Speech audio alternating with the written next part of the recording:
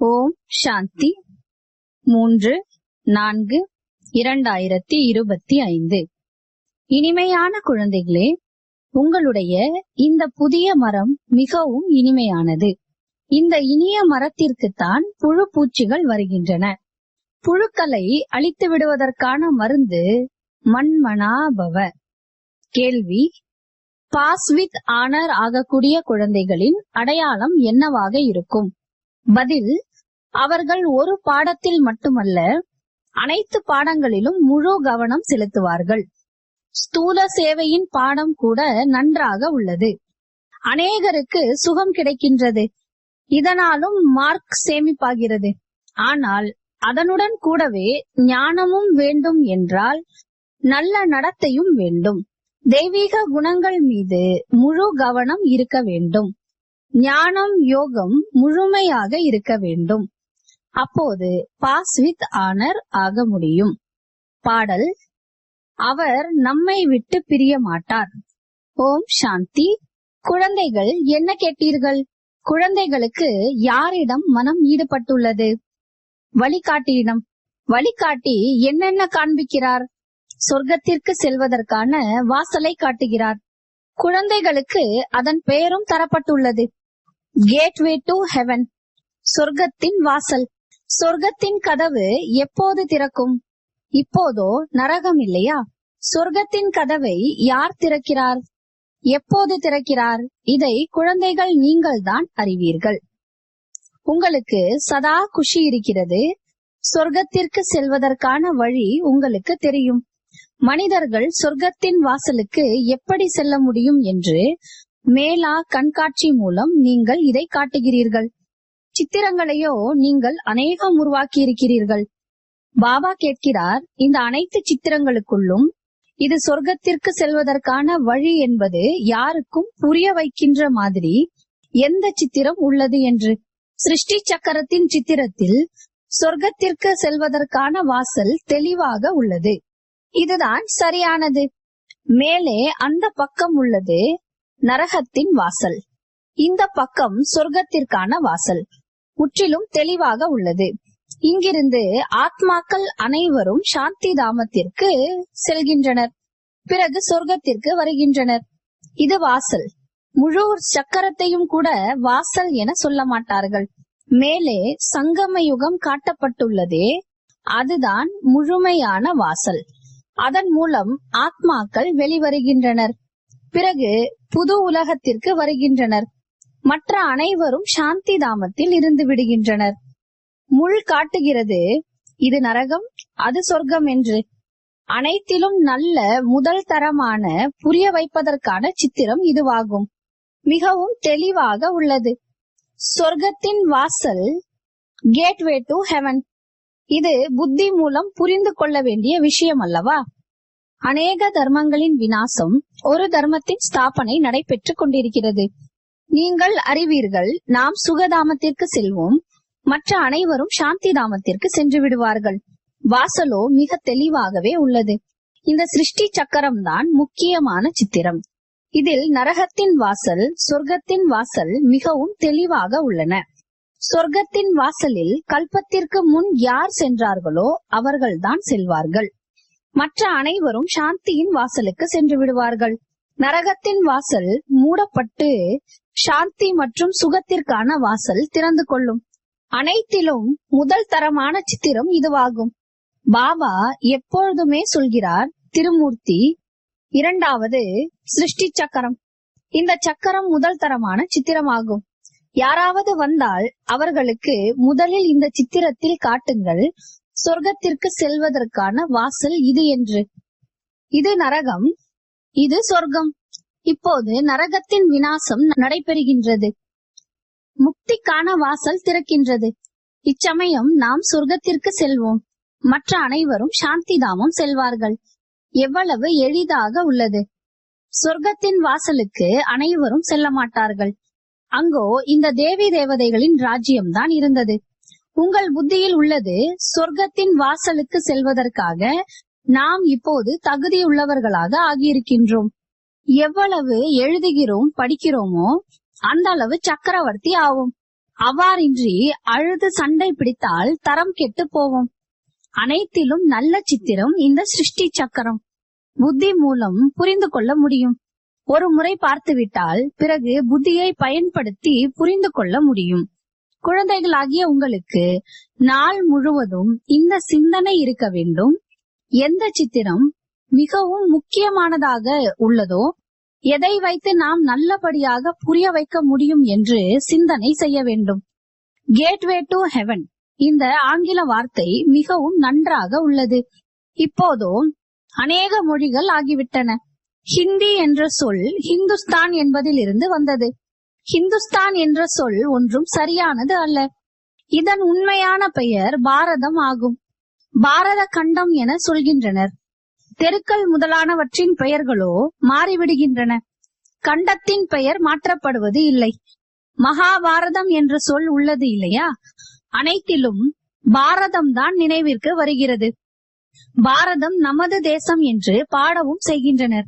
ஹிந்து தர்மம் என சொல்வதால் மொழியையும் ஹிந்தி என்று ஆக்கிவிட்டனர்.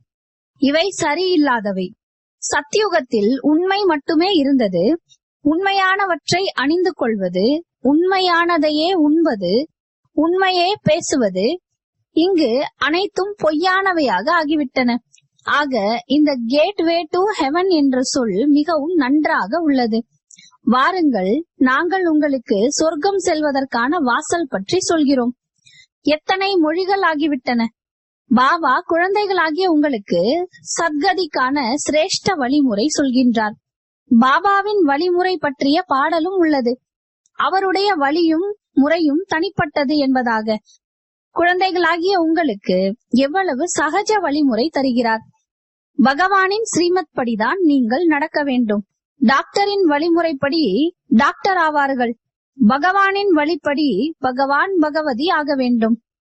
பகவான் சொல்லும் மகா வாக்கியம். அதனால் பாபா சொல்லியிருந்தார், முதலிலோ இதனை உறுதிப்படுத்துங்கள். அதாவது பகவான் என சொல்லப்படுபவர் யார்?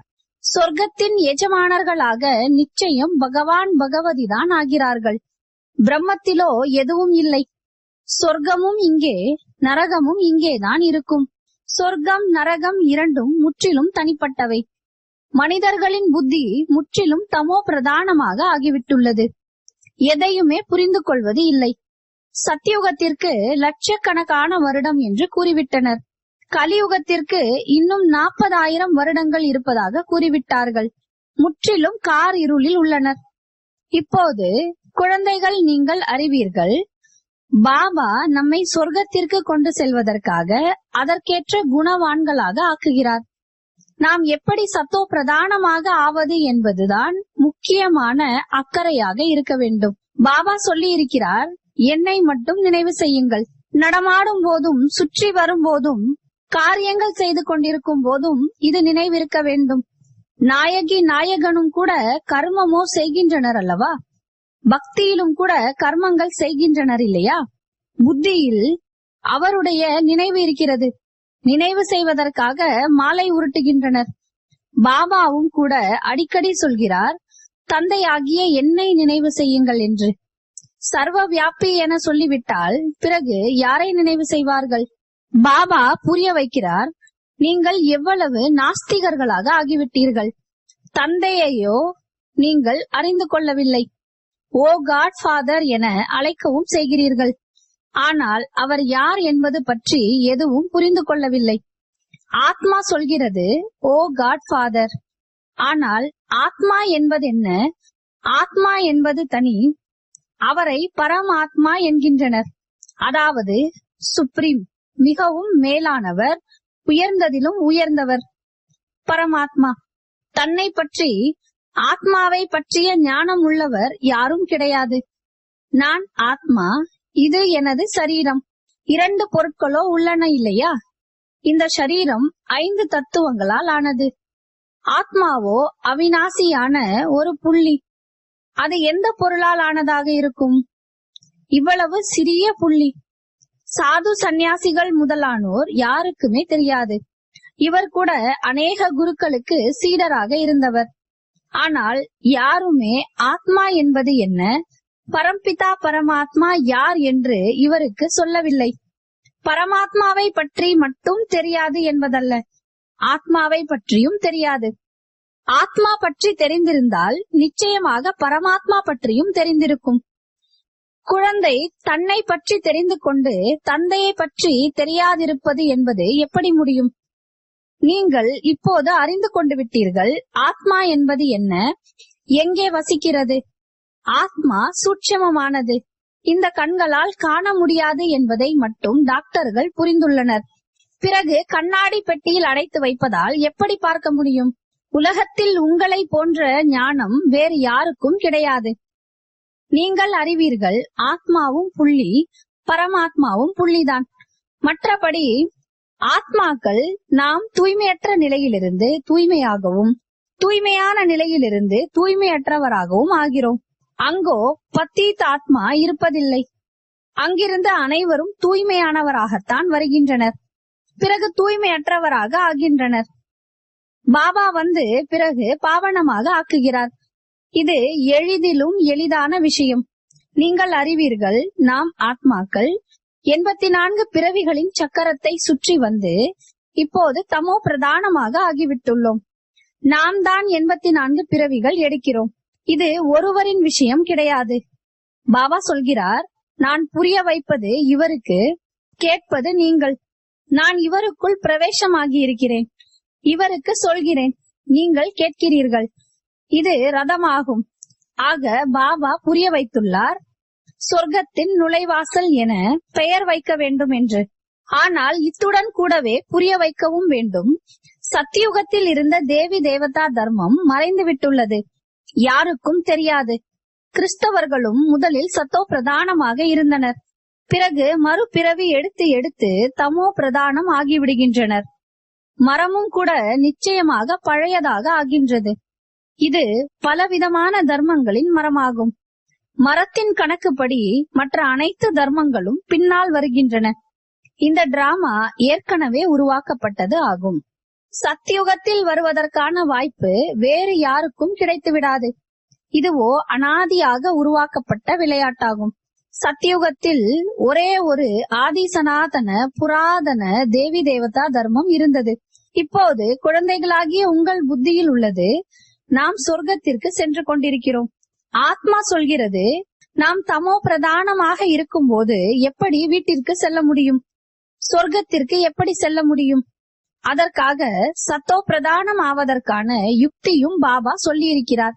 பாபா சொல்கிறார், என்னைத்தான் பதீத பாவனர் என சொல்கின்றனர். தன்னை ஆத்மா என உணர்ந்து தந்தையை நினைவு செய்யுங்கள். பகவான் சொல்கிறார் என்பது எழுதப்பட்டுள்ளது. இதையும் அனைவரும் சொல்லிக் கொண்டே உள்ளனர். கிறிஸ்துவுக்கு இத்தனை ஆண்டுகளுக்கு முன் பாரதம் சொர்க்கமாக இருந்தது. ஆனால் எப்படி ஆனது, பிறகு அந்த சொர்க்கம் எங்கே போனது என்பது யாருக்கும் தெரியாது. நீங்களோ நன்றாக அறிந்து கொண்டிருக்கிறீர்கள். முன்பு இவ்விஷயங்கள் பற்றி அறியாமல் இருந்தீர்கள். உலகத்தில் இதுவும் யாருக்கும் தெரியாது. அதாவது ஆத்மாதான் நல்லதாகவோ கெட்டதாகவோ ஆகின்றது.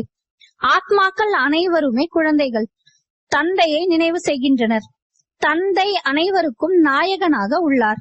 அனைவரும் நாயகிகள். இப்போது குழந்தைகள், நீங்கள் அறிவீர்கள், அந்த நாயகன் வந்துவிட்டார், மிக இனிமையான நாயகன்.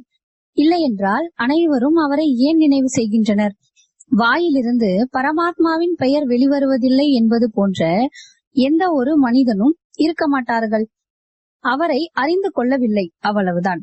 ஆத்மா அஷரீரி என்பதை நீங்கள் அறிவீர்கள். ஆத்மாக்களுக்கும் கூட பூஜை நடைபெறுகிறது இல்லையா? யார் பூஜைக்குரியவர்களாக இருந்தனரோ அவர்கள் பிறகு தங்களின் ஆத்மாவையே பூஜிக்க தொடங்கினர். முன் பிறவியில் பிராமண குலத்தில் பிறந்திருக்கலாம். ஸ்ரீநாத்துக்கு போகு பிரசாதம் வைக்கப்படுகிறது, அதை உண்பதோ பூஜாரிகள். இவை அனைத்தும் பக்தி மார்க்கம். சொர்க்கத்தின் கதவை திறப்பவர் பாபா. இதை குழந்தைகள் நீங்கள் புரிய வைக்க வேண்டும். ஆனால் எப்படி திறக்கும் என்பதை எப்படி புரிய வைப்பது? பகவான் சொல்கிறார் என்றால் நிச்சயமாக சரீரத்தின் மூலம்தான் சொல்வார் இல்லையா? ஆத்மாதான் சரீரத்தின் மூலம் பேசுகிறது, கேட்கிறது. இதை பாபா கொஞ்சம் சிறிது சிறிதாக சொல்கிறார். விதை மற்றும் மரம் உள்ளன. குழந்தைகள், நீங்கள் அறிவீர்கள், இது புதிய மரம். மெதுமெதுவாக பிறகு வளர்ச்சி அடைகிறது. உங்களுடைய இந்த புதிய மரத்துக்கு புழுக்களும் அதிகம் வருகின்றன. ஏனென்றால் இந்த புதிய மரம் மிகவும் இனிமையானது. இனிய மரத்துக்குத்தான் புழு பூச்சிகள் முதலானவை வருகின்றன. பிறகு மருந்துகள் தருகின்றனர். பாபாவும் கூட மண்மனாபவ என்ற நல்ல மருந்து தந்துள்ளார்.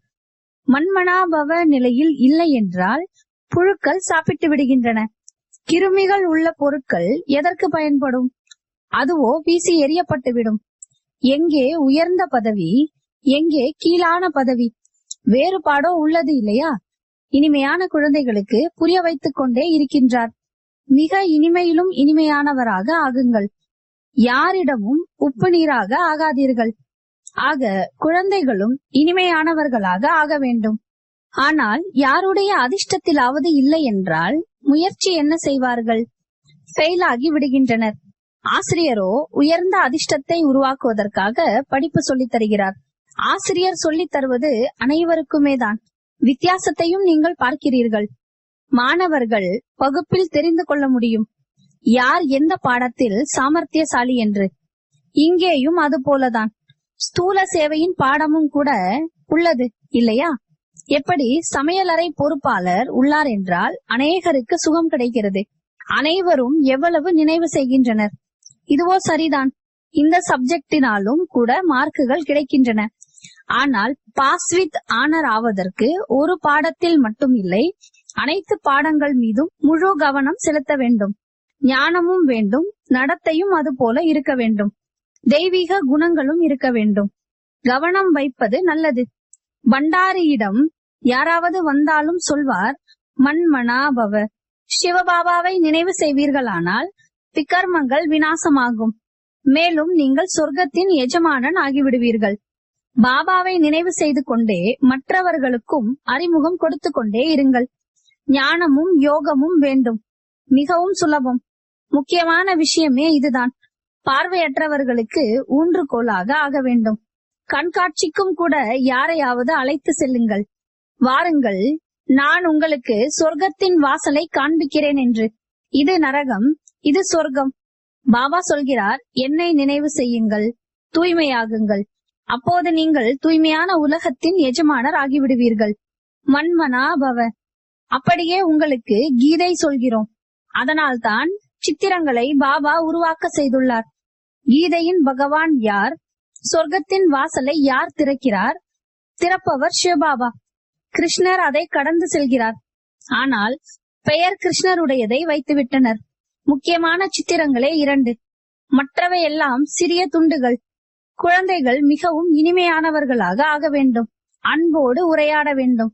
மனம் சொல் செயலால் அனைவருக்கும் சுகம் கொடுக்க வேண்டும். பாருங்கள், பண்டாரி அனைவரையும் குஷிப்படுத்துகிறார் என்றால் அவருக்காக பரிசும் கொண்டு வருகின்றனர். இதுவும் சப்ஜெக்ட் இல்லையா? பரிசு கொண்டு வந்து தருகின்றனர். அவர் சொல்கிறார், நான் ஏன் உங்களிடமிருந்து இதை பெற வேண்டும்? பிறகு எனக்கு உங்கள் நினைவு வந்து கொண்டிருக்கும். சிவபாபாவின் பொக்கிஷத்திலிருந்து கிடைக்கிறது என்றால் நமக்கு சிவபாபாவின் நினைவு இருக்கும். நல்லது. இனிமையிலும் இனிமையான தேடி கண்டெடுக்கப்பட்ட செல்லமான குழந்தைகளுக்கு தாயும் தந்தையுமாகிய பாப் தாதாவின் அன்பு நினைவுகள் மற்றும் காலை வணக்கம். ஆன்மீக குழந்தைகளுக்கு ஆன்மீக தந்தையின் நமஸ்காரம். ஆன்மீக தந்தைக்கு ஆன்மீக குழந்தைகளின் அன்பு நினைவுகள் மற்றும் நமஸ்காரம். தாரணைக்கான முக்கிய சாரம். தனது உயர்ந்த அதிர்ஷ்டத்தை அமைத்துக் கொள்வதற்கு தங்களுக்குள் ஒருவருக்கொருவர் மிக மிக இனிமையானவராக பால் பாயாசம் போல ஆகி இருக்க வேண்டும். ஒருபோதும் உப்பு நீர் போல ஆகக்கூடாது. அனைத்து பாடங்களிலும் முழு கவனம் செலுத்த வேண்டும். சத்கதிக்காக பாபாவிடமிருந்து கிடைக்கின்ற உயர்ந்த வழிமுறைப்படி மட்டுமே நடந்து கொள்ள வேண்டும். மற்றவர்களுக்கும் சிரேஷ்ட வழியை மட்டுமே கூற வேண்டும். சொர்க்கத்திற்கு செல்வதற்கான வழியை காண்பிக்க வேண்டும். வரதானம். ஒவ்வொரு ஆத்மாவிற்கும் தைரியம், மகிழ்ச்சியை கொடுக்கக்கூடிய இரக்க உள்ளம் கொண்ட விஸ்வ கல்யாணக்காரி ஆகுங்கள். ஒரு பொழுதும் பிராமண பரிவாரத்தில் எந்த பலவீனமான ஆத்மாக்களையும் நீங்கள் பலவீனமாக இருக்கிறீர்கள் என்று கூறக்கூடாது. இரக்கம் உள்ள விஸ்வ கல்யாணக்காரி குழந்தைகளாகிய உங்கள் வாயிலிருந்து சதா ஒவ்வொரு ஆத்மாவிற்காக சுபமான வார்த்தையே வெளிப்பட வேண்டும். உள்ளம் உடைந்து போக வைக்கும் வார்த்தைகள் வரக்கூடாது.